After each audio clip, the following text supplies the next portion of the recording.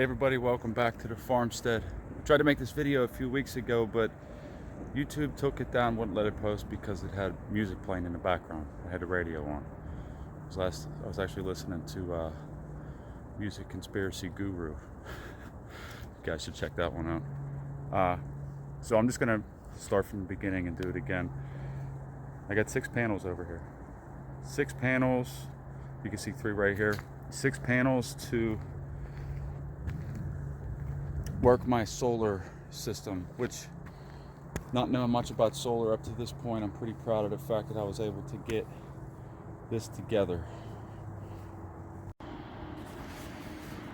So they're each 110 watt panels. I have them all tied together up on the roof, obviously, with this wiring harness. So there's a wiring harness that grabs all 6 of them. Try to keep that tucked under there. I'm actually gonna tighten that up and make it a little better. I'm gonna run some PVC across here, get them all into the pipe. But with all this being an experiment, you know, I wanted to actually get it functioning and then, you know, fine tune it. But anyway, 6 110 watt panels all tied together. And then I added an electrical, like what could be used as an electrical service from, say, the power company, you know, just because it served 2 purposes. So this is an actual 100 amp electrical service that I installed, but we're not using anything from the power company. See, it goes down to the meter socket. It serves 2 purposes. That way, if there's ever a reason that I do want to get a service, I can just call them and have them try to bring out a meter after passing an inspection. Plus, the rigid pipe that's I'm using for the mast section is also doubling as the raceway for the wires for the solar panels. So they go up and in there, and then they go down the pipe and to the inside. So just thought I would add that little bit because you know, it's kind of important to see how it's actually set up. So let's go down inside and I'll show you how it's working.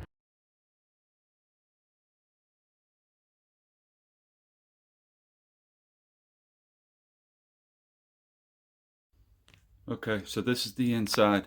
And just as a small disclaimer, you know, going into this, I am an electrician by trade, but I didn't know much about solar. So this has been a learning process for me to try to figure out how to make it all work.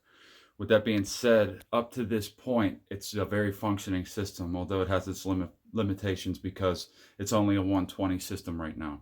I have an idea on how to make it into a 220. I'm actually working my way through that. But for now, because it's functional and I don't have a dire need for 220, I'm not in a rush to get to that.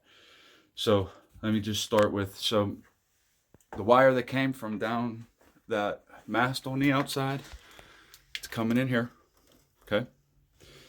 Comes in through, there's the meter sockets right outside there, comes through the wall. Then a piece of 10 wire comes up, goes to the charge controller.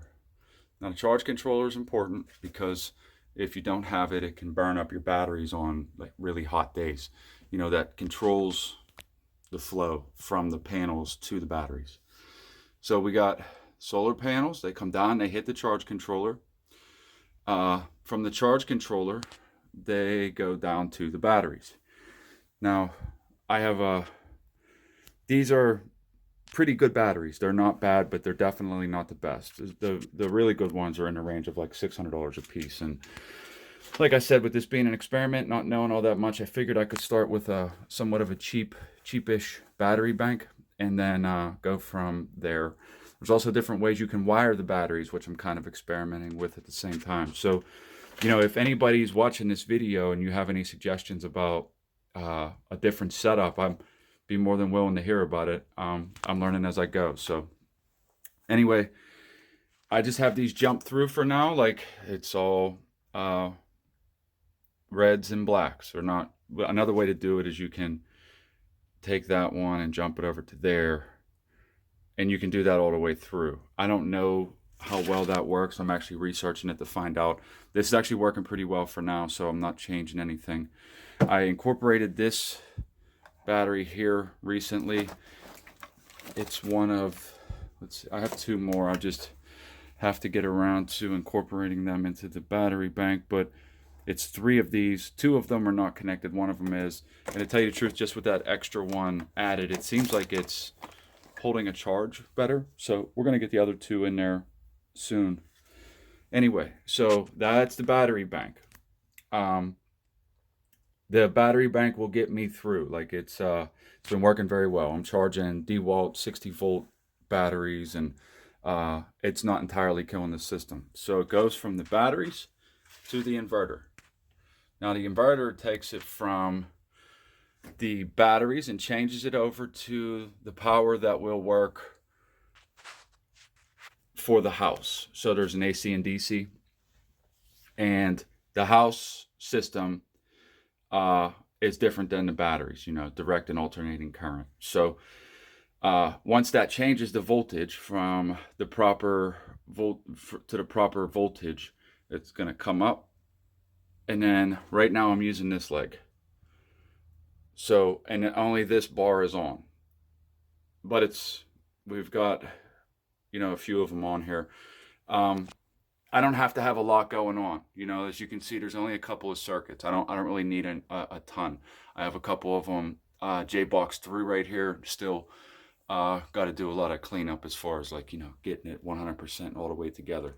I thought I would make this video because I've seen a lot of people kind of like myself, I'm like on the fence. Do I want to spend thousands of dollars on something I'm a little unsure of? So I thought I would make it and, you know, put it out there and, you know, maybe get some feedback and also help somebody else. So this is working. It's working great. You know, I got conduit ran around, and, you know, it's not foolproof, but it works good. And as a backup plan, this is for a generator that's outside.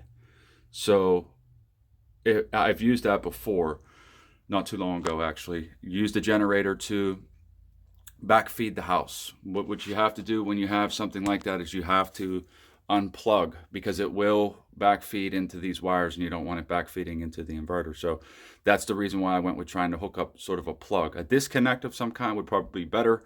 That could be something we could do in the future, but for short term and testing purposes, I just chose to like try to plug it in, and I'm using a GFI because they're more sensitive to any kind of fluctuations. So that's what that receptacle is right there. And anyway, so I've done this in the past, just recently actually. You got to unplug this plug from the way I have it set up, unplug this plug, and then that, you know, will disconnect this from, you know, that power source with the solar. And then you can turn on a generator outside, which will backfeed into here. You have to flip this on. Because there's no power from the power company, this isn't a big deal. But if you did have power from the power company, you would also need to turn off whatever breaker you're using to get your power from, or else it would actually backfeed out onto the pole also, which is something that, you know, the line guys, who I'm very familiar with, do not appreciate when they're trying to work on stuff on the pole. If there's an outage and somebody's generator is on, and so is their main breaker, because it's backfeeding into their system. They're expecting it to be off, and it's not. So if anybody has, you know, I'll tell you the truth, like, it's not real complicated, but it can sound complicated. So if you have questions, I can make, you know, another video or try to answer your questions to explain that in better detail. The other thing, so I kind of co-opted what's supposed to be a light. See the little light up there? It's for a 30 amp light. I just co-opted that because we have lights in the house, and we're wiring it through the breaker box. That is a 10 wire that runs over to the sink. Now the purpose for that is because there is a water pump under the sink, and that's how, it's actually from an RV. It's a SureFlow, and that's how we get the water from the reservoir tank outside. I'm doing rain collection. So That's how that turns on. You know, you feed it over and it pumps the water out of the tank and then, you know, through the sink. So that works too, which, you know, surprisingly, it's not any big issues with it. Um, yeah, like again, this is all kind of a big experiment. So I thought I would put that out there. The kit itself was less than 1,000 with all the batteries. It was probably just over 1,000. And then obviously, you know, if you're gonna do like this, like I did, and you don't have it, you know, that's gonna be a cost also. If you do have it in your house already, which I expect most people already would, because this is a new building, then, you know, that's a cost you don't have to worry about. So just to put a finer point on the generator thing real quick, take you outside.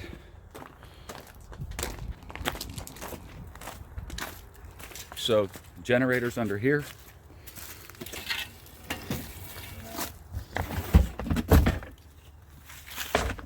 Harbor Freight Predator, which I'll tell you the truth, I'm surprised at how well that thing works. 1-2 pulls every time it turns right on. I've never had it turn off. And then there is an outlet. This is where that, you've seen the wire on the inside goes to a breaker. Plug it in there. Plug it in here. So this is the plug that will go, you know, in there. Then the plug on the generator, you turn it on. Make sure all that stuff is disconnected like I explained. And then it will backfeed your house. And with 16 hours of runtime on a tank, which I believe is only a 5-gallon tank, that's an exceptional thing to have. However, it's, you know, obviously a little bit loud, but, you know, doable if you needed the power for something. So that's just kind of the little solar system that I have set up. You know, if anybody has any questions about it, you know, feel free to ask. Because this is, you don't have to break the bank to do this. And it's not going to be like you're living in, you know, your house as it is now. All right, so like I was saying, it's not going to be like your house that you're living in now, where you can, it's just, you know, power on demand. It's a 120 system. It's not a 220, although we're working on that. The idea is that some lights are better than no lights. You know, if the power goes out and you need to, you know, get power back on, waiting for the power company might take a while. So this is the next best option, and I don't get a power bill from the power company for here because there's no power hooked up. They actually offered to put a transformer on a pole over there for $600 and run a line, but you know, my idea was to be off grid. So again, it's a little bit of give and take that you got to make concessions on stuff like this, unless you can afford that really big system, which when I researched it, it was somewhere in the range of like $50,000 or something like that to get a whole system with like batteries and things like that. So I've seen system without batteries where like that doesn't make a lot of sense to me. You know, you're kind of just feeding back into the power system. Anyway, my point is that for at this point, prices are going up on everything now, but at this point, it was just over $1,000 for that setup, and it works well. Again, you have to make concessions. You're not going to have 220. You have to pay attention to what you're using and how you're using it at certain times. The lights can run all day because they're LEDs, so that's also the important part, is like measuring your draw, making sure that like whatever you may be using, you know, on a more constant basis, that it will not draw so much. And from what I'm learning, the batteries, so the batteries are a big deal because that's kind of where you're storing the power. If it's not, today it's sunny, so they're getting a chance to charge pretty well. But on the more gloomy days, you know, you're kind of relying on a little bit of sunlight and what your batteries are holding at the same time. So that's why I'm gonna have to bite the bullet and get a few of those expensive batteries, just because. But again, for now, it's working, right? Some lights are better than no lights, right? At least you can, you know, charge your phone, see what you're doing, you know, those types of things. So I think that's what I might title this one. Some lights are better than no lights, solar kit. All right, you guys have a good day.